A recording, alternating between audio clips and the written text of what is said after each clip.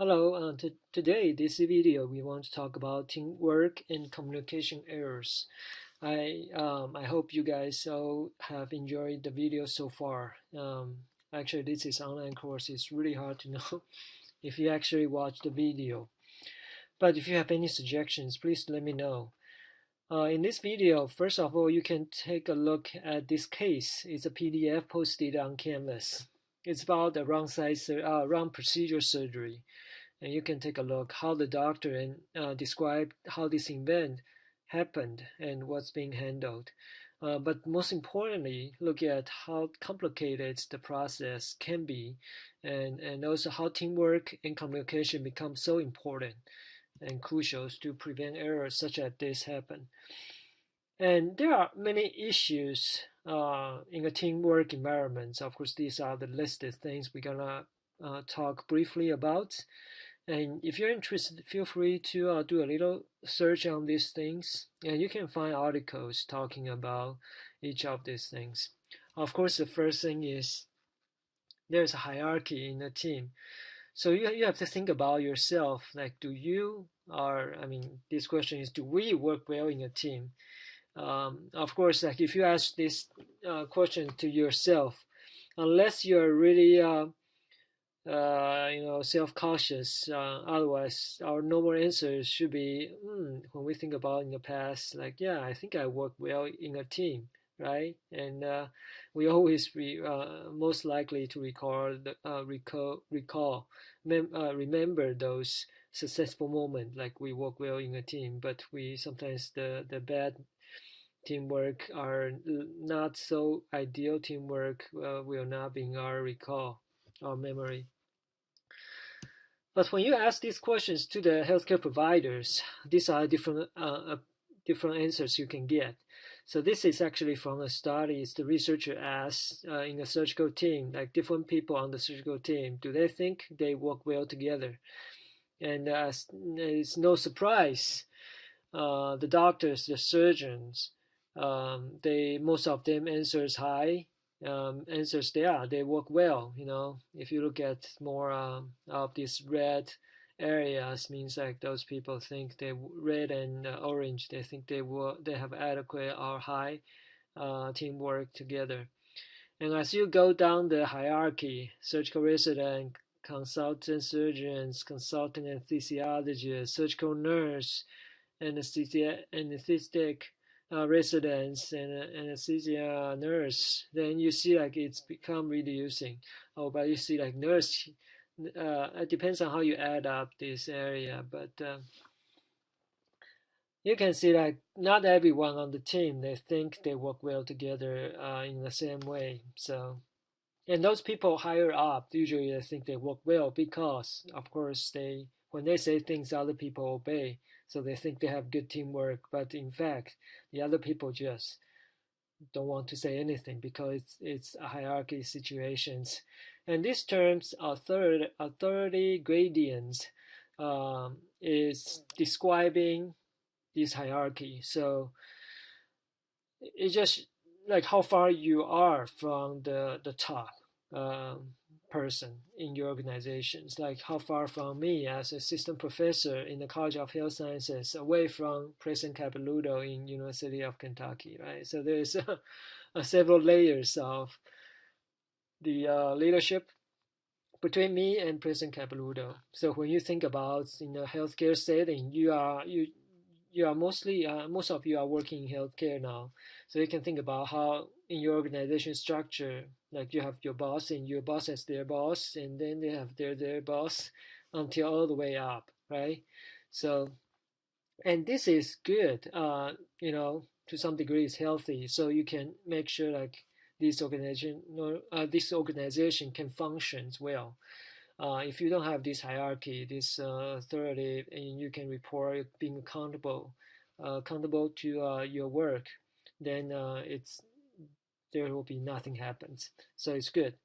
But sometimes if it's not good leadership or good collaborating work environments, that cause a breakdown of the communication and information sharing. So that's become cause the whole thing, the whole process become not stable or even dangerous. And sometimes it's culture related. So if an organization have a good culture of safety, meaning like everyone in these organizations focus on the safety rather than they want to be the top leader and demanding other people to obey things. And so they are more willing to listen to other people and being more willing to work with each other. Um, but this required the leadership support to create this culture of safety. Culture of safety. We're gonna talk a little more about this in later modules, and I think it's also will be an important topic in one of your IHI modules, talking about culture of safety. And sometimes, things can go really busy in healthcare as you walk through each day-to-day operations, and you can see like there are many things can go wrong because we are trying to balance juggling between efficiency versus safety. So if you want to make sure things do being safe, sometimes takes a little more time to do certain things, and you cannot be rushed. So if you have to conduct a timeout, you need to do that, right? If the surgery time gets compressed or gets shortened, then the surgeons don't have the time to conduct the timeout. So that's between efficiency, or we call throughput, versus safety. Throughput is a term we use in manufacturers system, like to see from the we start receiving the resource material and how long it takes us to process these things through and become a final product. That's throughput time.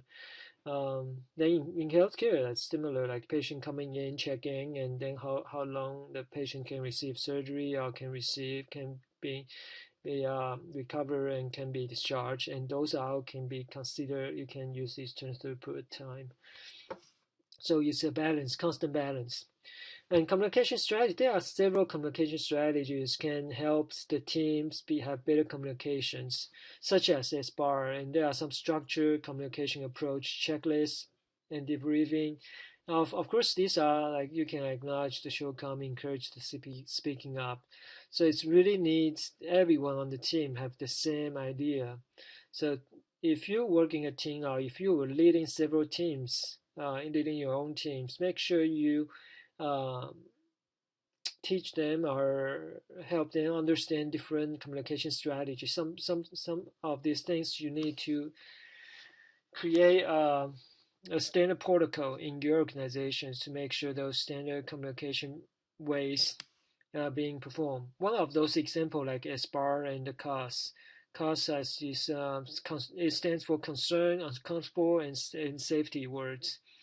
So I can explain briefly about this. There are examples here in the videos here. You can click on and to watch. And CUS is the words used to make it's a standard communication protocol, but you have to make sure everybody knows that. So what it does is, if something happens or something, some people have questions, to encourage them to speak up. The best way is just ask them to use these words like concerns. They can say, "Oh, I have concerns about what we are going to do," or I'm uncomfortable about what we are doing," or I don't feel it's safe," or "I feel safety is a question." And then if they use any of these kind of words, then the team will catch this phrase, and it's like an alert. Then they will say, "Oh, so why do you think that?" Then they do a timeout. Then they talk about why these persons feel that way, and make sure the issue being addressed, and then can continue. So it become like a stop you put there in every team communication. If a person say any of these words, then you ask the team, respect, and stop and listen and discuss and solve the issues. And SBAR is another communication protocol. You see it's happen often. It's called situation background. assessment and recommendation, SBAR. So you can look at these two examples to compare the bad and good SBAR. I hope you can do that. I'm not going to do these videos here, but I definitely strongly recommend you to watch these videos if you haven't. And briefing and debrief and briefing it's before the surgery, and you can do a debrief after the surgery, after the procedures for a team. Handoff is another important concept in the teamwork and communication errors.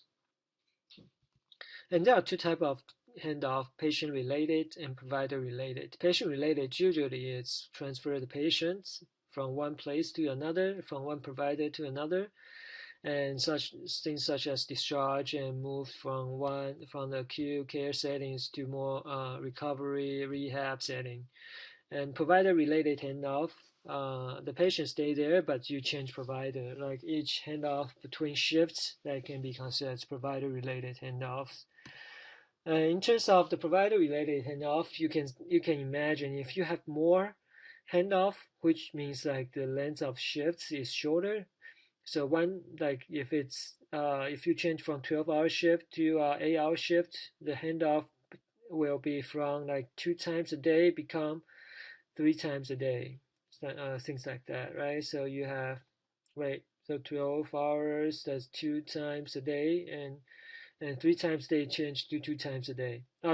Two times a day change to 3 times a day if you change from 12 hours to 8-hour shift. So you have more handoff, means like they have more issues. And also if there are more specialties, you have to pass on information between each other. That means like more handoff. As you have more handoff, they are more likely to cause issues. And this is the examples I mentioned before in the class, in the other videos maybe, but there was a team of researchers. They tried to find out how can they improve the teamwork, and especially for the patients discharged from the hospital, make sure that patients know all the things they need to know before they discharge so they can take care of themselves after discharge. So they were thinking about this pass on information is similar to the handoff, although handoff usually means like provider or transfer patients from one place to another. And in this case, it's transfer patients from hospital to home.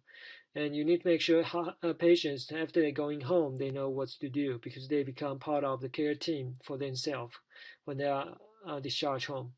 So then what they do is they say, yeah, let's go find where other places have excellent teamwork. So what they find out is, yeah, like in a car race at the pit stop, there are so many people work on the car in such a short amount of time, and then they make sure the car can go back to the track in short amount of time and a good quality of maintenance or repair. So they were thinking that, and then they go to find a pit stop crew and who are the support team for those big race in Indianapolis. Yeah, what's that? Those Formula game. Anyway, so they find that pit crew and go ask them. So how do you make sure like people in that short amount of time, your team can work so well together? So this is other informations they get from this pit crew. They say you need to have clear leaderships, know who is in charge, and know what's the things we need to do, all the task sequence and allocation, who do what. And of course, you need to have structure and simple verbal communication, like using those things we just talked about as bar in the course. CUS, and you have a checklist. You get involved everybody in the designing of this process and the practicing of this process, and then of course you do a briefing before the things, before the race, and you make sure everybody is on the same page. And there are other models. This is one model called anticipate. It stands for these things. You can read that and go do a little search yourself. And also there are some promotions doing computerized sign off so that you can make sure there is a structured process in place, because computer will list out each checklist and make sure you complete each one and before they can discharge patients.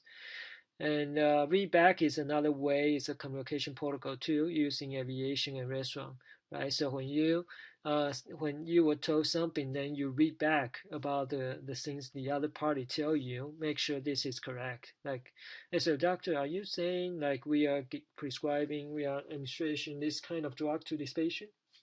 And this is like a read back, and the doctor will confirm, yes, that's what I mean. And another practice, morning briefing and daily go card. They track the different go and different patients in a day, and they write the things they need to do on the whiteboard. These are all things that currently happening in the clinical settings. If you don't know much about that, feel free to contact me or find some information online yourselves. And in terms of side-to-side handoff, sometimes people use like ticket systems and the checklists. Um, but like we nowadays rely on information technology, but sometimes it doesn't work well because of the information system, um, especially electronic health records, and they don't work well between companies.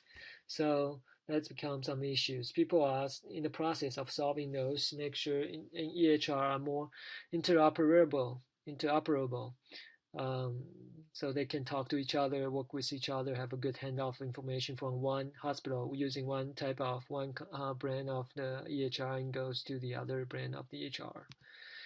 And prevent readmission, that's the goal for the teamwork. So they do discharge phone calls, make sure patients discharge home. The handoff can be done correctly. They do a follow-up phone call with the patients, make sure the step being followed by the patient and their family caregivers. And also this project is called Re-Engineer Discharge. And this is an example. I think this example is from either Ohio or Indiana. Um, yeah, so you can read a little bit about this, and mostly just help with the discharge handoff and utilize computerized discharge. Okay, so that's it. And let me know if you have questions.